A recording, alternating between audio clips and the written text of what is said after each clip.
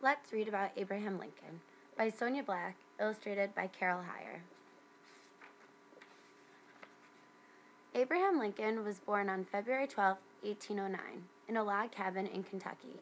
His happy parents called him Abe. Abe's 2-year-old sister, Sarah, loved him right away.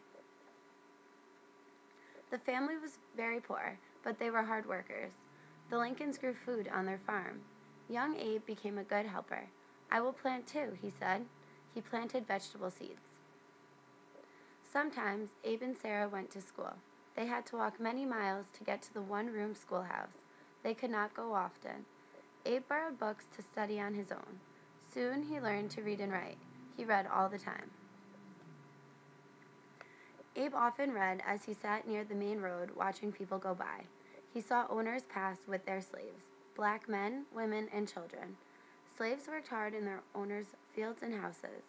Owners did not pay the slaves for their work. When Abe was 7 years old, his family left their farm. His father decided to move from the south to Indiana in the north. In Indiana, land was cheap. In Indiana, people did not own slaves. The Lincoln family started a new farm. Abe grew tall and strong. By age 19, he was 6 feet and 4 inches tall. He worked hard on the farm. Neighbors paid him to work on their farms too. Abe chopped down trees, split logs, planted, and plowed. When he was 22 years old, Abe went off on his own. He had many different jobs. Once he worked on a flatboat. He brought farm goods to sell in New Orleans. Abe saw slaves being sold there. They wore heavy chains. Abe felt angry and sad. Abe began to study law books. Eventually, he became a lawyer. People trusted him and called him Honest Abe. Later, Abe worked as a congressman. He helped to make good and fair laws. He gave speeches against slavery.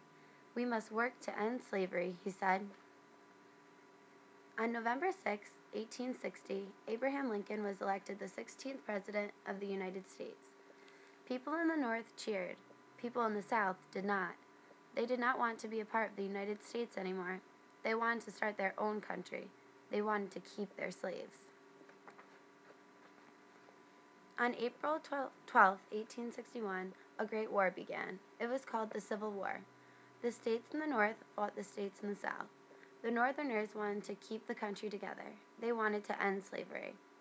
President Lincoln wrote an important paper in 1863.